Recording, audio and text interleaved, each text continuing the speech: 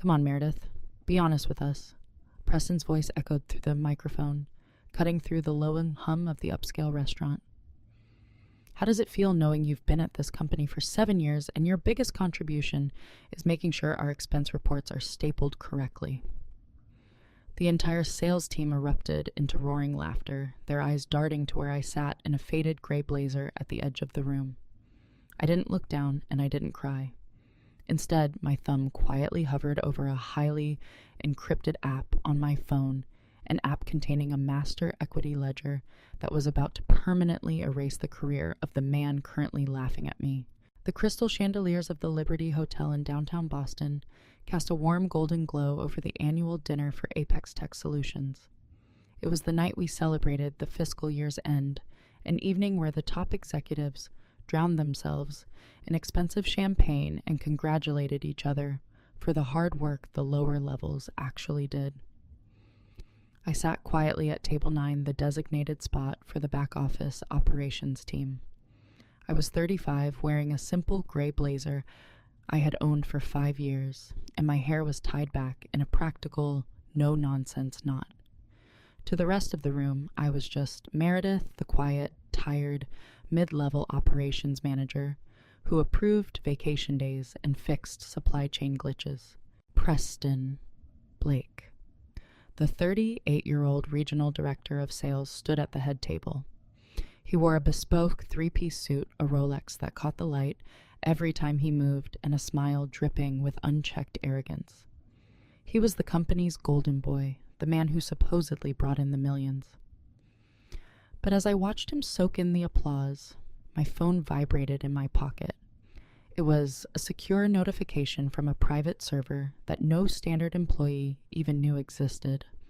The message read, Board Resolution 4A, Majority Shareholder Override, ready for execution.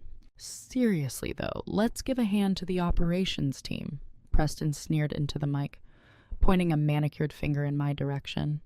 Without Meredith, who would refill the printer toner when the real deal makers are busy closing million-dollar accounts.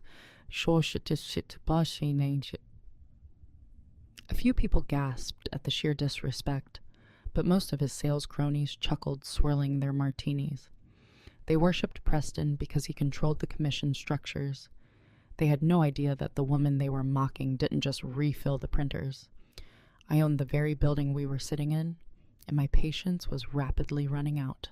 The microphone squealed briefly as Preston handed it back to the event coordinator, looking immensely satisfied with his own cruel joke. He swaggered off the stage and made a direct line for the bar, which unfortunately required passing table 9. I kept my eyes fixed on my water glass, not out of shame, but because I was mentally calculating the exact severance package I was legally required to give him before I fired him. Don't listen to him, Meredith, a young voice whispered next to me.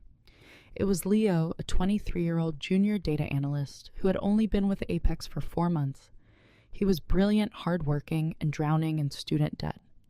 I had spent the last few weeks quietly mentoring him on predictive coding. He's just an arrogant jerk. You do more for this company than he ever will. Preston, walking past our table, caught the tail end of Leo's whisper. He stopped dead in his tracks, his arrogant smirk twisting into a menacing scowl.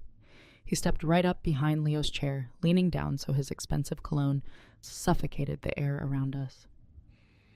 Excuse me, intern, did you have something to share with the group? Preston asked, his voice low and dangerous.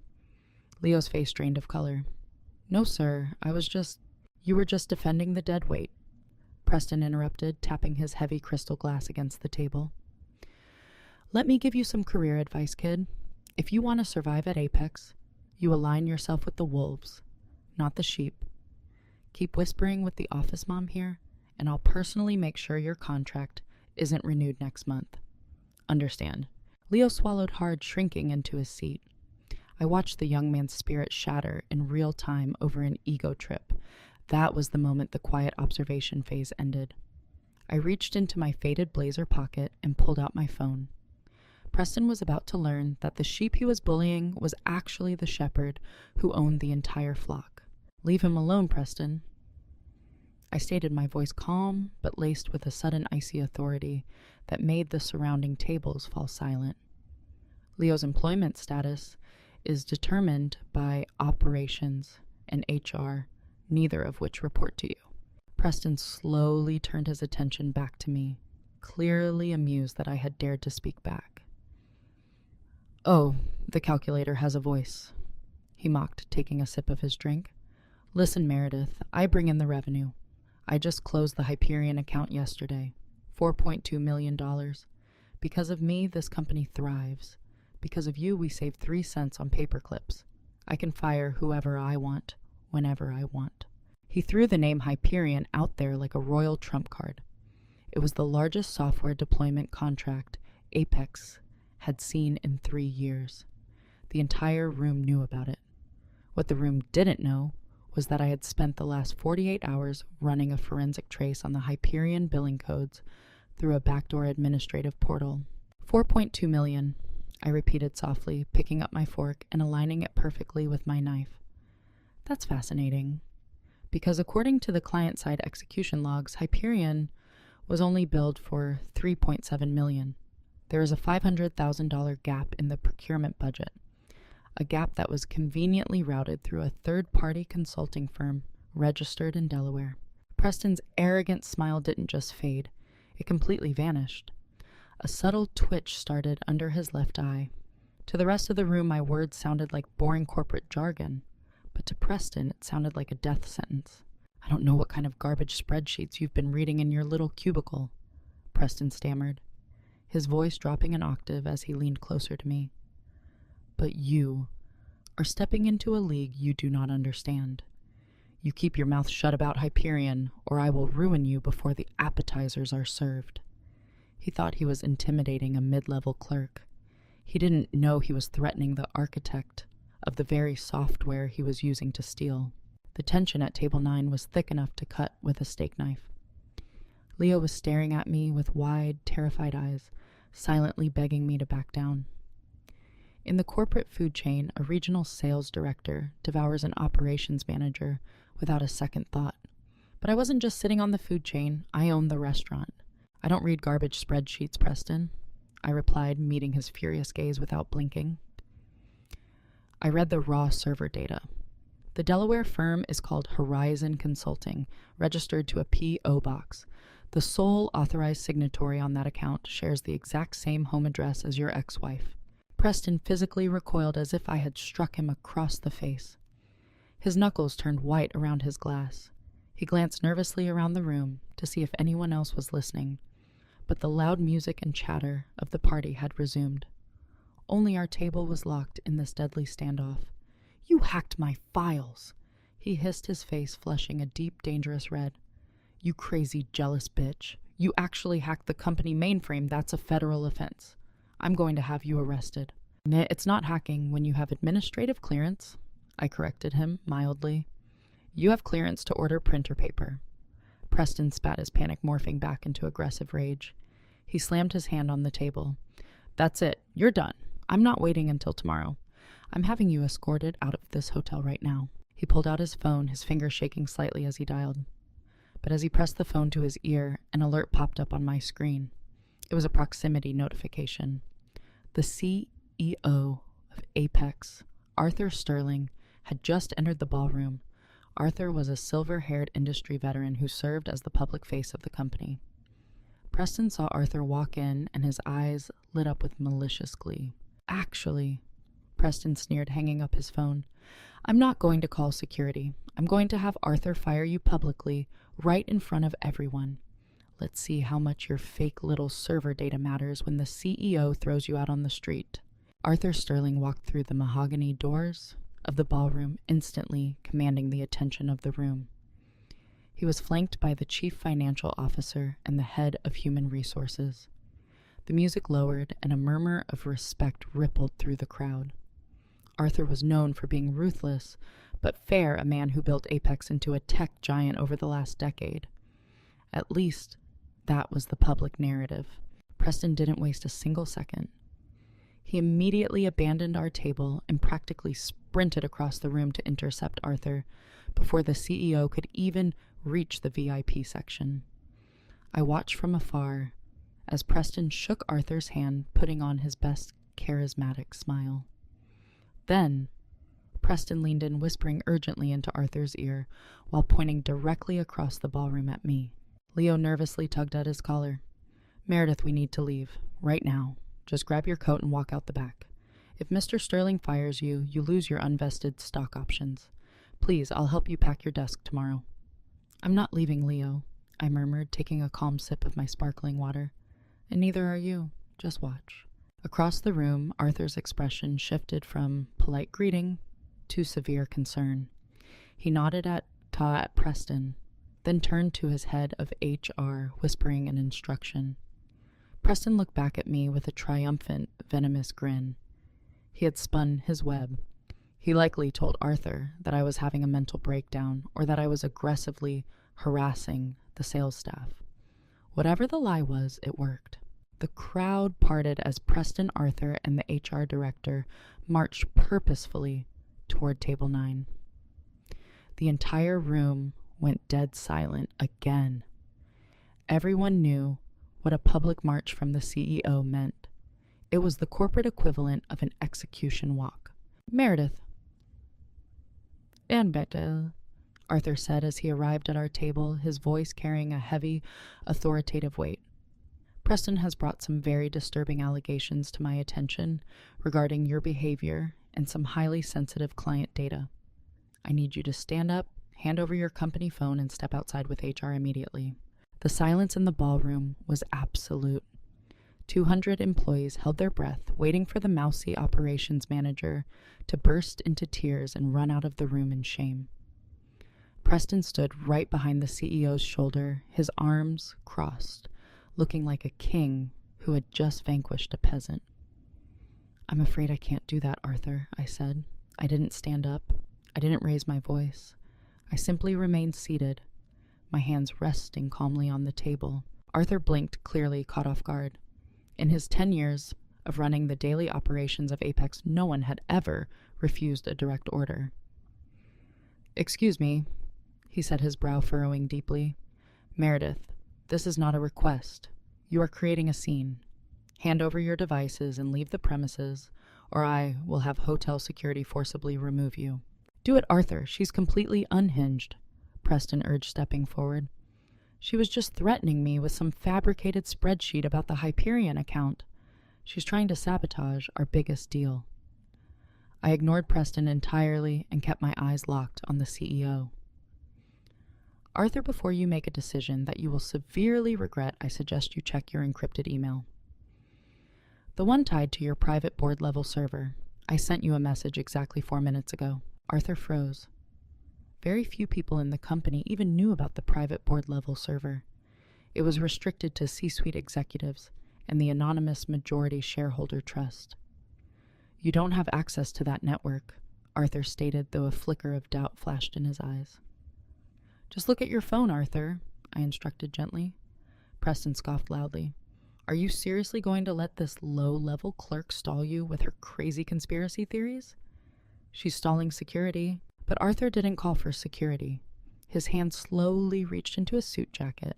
He pulled out his phone, unlocked the screen, and opened the heavily guarded email application. I watched his eyes scan the screen. I watched his breathing stop. I watched the blood completely drain from his face, leaving him looking like a ghost in a tailored suit. "What does it say, Arthur?" Preston asked, noticing the CEO's sudden, terrifying pallor. "What did she send you?" "It's fake, whatever it is." Arthur didn't answer Preston. He couldn't. He was staring at the PDF attachment I had sent him. It wasn't just a spreadsheet. It was a complete forensic audit of the Hyperion contract, complete with bank routing numbers, wire transfer receipts, and the IP addresses of the Delaware shell company. But more importantly, the email was sent from an internal address that Arthur had only seen a handful of times in his entire career, founder.admin@apexholdings.com. "Meredith," Arthur whispered, his voice trembling so badly it was barely audible. He looked up from the phone, staring at my faded gray blazer, as if he were seeing me for the very first time. How do you have this email address?" I reached into my pocket and pulled out a heavy matte black keycard with a silver chip embedded in the center. I tossed it casually onto the linen tablecloth. It landed with a solid, undeniable thud. The head of HR gasped out loud, taking a physical step backward. Even Preston, who had no idea what the card meant, looked confused by the sheer terror radiating from the CEO. That black keycard wasn't a door pass. It was a physical authentication token. There were only two in existence. Arthur held one. The silent majority shareholder held the other. Because Arthur, I said, finally standing up from my chair, 7 years ago when I hired you to be the face of this company, I specifically told you that your number one priority was compliance. I stayed in the back office to ensure the foundation remained strong, and clearly you have let the foundation rot. Preston laughed nervously, looking around the room for support. What is she talking about? Hired you? Arthur, tell her to shut up. She's an operations manager. I picked up my phone, tapped the red execute button on my screen, and set it down. A millisecond later, a massive electronic chime echoed through the ballroom's PA system, followed by the buzzing of 200 cell phones simultaneously. Every single employee had just received an automated corporate alert. System-wide lockdown. All sales financial servers frozen pending audit. Chaos erupted at the tables as executives and salespeople pulled out their phones, frantically checking their accounts. Preston grabbed his own device, tapping the screen aggressively. I'm locked out. Preston panicked, his voice pitching high. My entire Salesforce dashboard is gone. The banking portal is frozen. Arthur, what is happening? What's happening, Preston, is that you are no longer an employee of this company, I said. My voice cut through the rising panic in the room like a blade. I just triggered a level 1 equity freeze. Every single contract you've signed in the last 24 months is currently being forwarded to the FBI's Financial Crimes Division, along with the proof of the $500,000 you embezzled from the Hyperion deal. Preston lunged forward, his face contorted in absolute fury, but before he could even close the distance, Arthur stepped directly into his path, shoving the regional director back with surprising force. Do not take another step toward her, Preston. Arthur growled, his face pale but his eyes fierce with the realization of who he was protecting. Are you insane? Preston screamed at the CEO. She's a nobody. She wears clothes from a discount rack. She makes $50,000 a year. She owns 62% of this company, you absolute idiot. Arthur roared, his voice echoing off the high ceilings, instantly silencing the entire ballroom. She built the core algorithm that this entire firm runs on. She is the board of directors. She is your boss, my boss, and the owner of every single asset in this building. Preston froze. His jaw went slack. He looked at Arthur, then slowly turned his head to look at me. The arrogant swagger, the cruel sneer, the absolute certainty of his own superiority, it all crumbled into dust in the span of 3 seconds. He looked down at the faded gray blazer he had mocked just 10 minutes ago, finally realizing it wasn't a sign of poverty. It was camouflage. You... Preston stammered, his eyes wide with a terror so pure it was almost beautiful to witness. You're the silent partner. I was silent, I corrected him smoothly, until you asked me how it felt. I walked around the table, stepping right into Preston's personal space. He didn't puff out his chest this time. He shrank back suddenly, hyper-aware that his bespoke suit and expensive Rolex meant absolutely nothing against the raw, unadulterated power of ownership. To answer your question from earlier, Preston, I said, my voice echoing clearly in the dead silent room, it feels incredibly disappointing. I spent 7 years sitting in operations, watching the floor, making sure the people who actually do the hard work are protected. I watched you steal credit. I watched you bully interns like Leo, and I watched you siphon money from a client who trusted us. Meredith, please, Preston whispered, all the bravado completely stripped away. He was literally shaking. I can fix this. I can return the money. Just let me resign quietly. You don't have to call the authorities. If you do this, I'll go to prison. Yes. You will, I replied coldly. You built your career by preying on people you thought were weak. You thought because I didn't announce my name when I walked into a room, I had no power. But real power doesn't need a microphone, Preston. Real power just needs proof. I turned to the head of HR, who was still standing paralyzed near the table. Terminate his employment effective immediately. Cancel his stock options under the gross misconduct clause. And call hotel security to escort him off the property. He's not allowed to return to the office to pack his desk. We will mail him his personal effects. Yes, ma'am. The HR director scrambled, instantly shifting her allegiance to the true apex predator in the room. 2 massive hotel security guards, who had been alerted by the commotion, approached the VIP area. They flanked Preston, grabbing him by the arms of his expensive suit. He didn't fight back. He looked completely hollowed out, a man who had just watched his entire life burn down because he couldn't resist mocking a woman in a cheap blazer. As they dragged him toward the exit, the entire ballroom watched in stunned silence. The golden boy was gone, discarded like trash. I turned back to Arthur, who was sweating profusely. Arthur, you and I have a board meeting tomorrow at 8 a.m. We have a lot of compliance issues to discuss. Yes, Ms. Caldwell. Arthur swallowed hard, finally using my real last name. I'll be there. The fallout the next morning was swift and brutal. When I walked into the Apex Tech Solutions headquarters, I didn't go to my small cubicle in the back office. For the first time in 7 years, I walked straight into the C-suite on the top floor.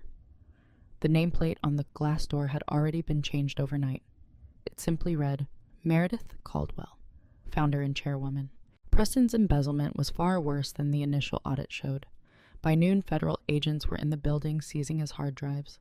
The Delaware shell company was dismantled and the stolen funds were traced and locked. The sales team previously, a den of toxic arrogance, was completely terrified, suddenly realizing that the woman they had ignored for years had been quietly evaluating every single one of them. I called Leo into my new office. The young intern walked in, looking like he was stepping into a principal's office, clutching a folder to his chest. Sit down, Leo, I said, gesturing to the leather chair opposite my massive mahogany desk. Ms. Caldwell, he stammered, sitting strictly on the edge of the seat. I just wanted to say I didn't know. Nobody knew. I'm sorry if I ever... You have nothing to apologize for, Leo, I interrupted softly. Last night, when everyone else was laughing, you were the only one who risked your own job to defend a low-level manager. You showed integrity when it was dangerous to do so. That's exactly the kind of leadership this company actually needs. I slid a contract across the desk toward him. Preston's regional director budget has been reallocated. You're no longer an intern, Leo. You are the new head of data analytics. Your salary has been adjusted to reflect your actual worth, and your student loans will be cleared by our corporate education fund. Leo stared at the number on the contract, his eyes welling up with tears. He couldn't speak.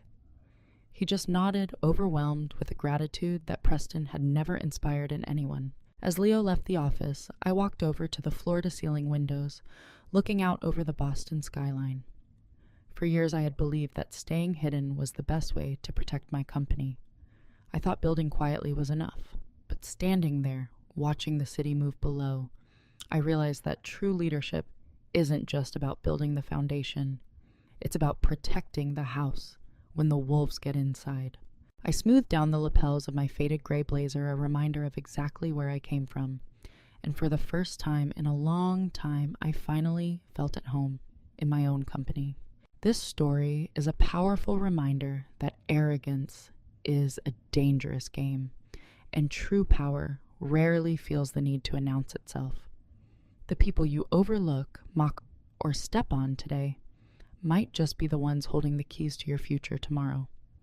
Integrity means doing the right thing even when you think the person you're defending has no power to reward you. If a coworker tried to humiliate you in front of the whole company, how would you handle it? Would you stay quiet or would you fight back? Share your thoughts in the comments below.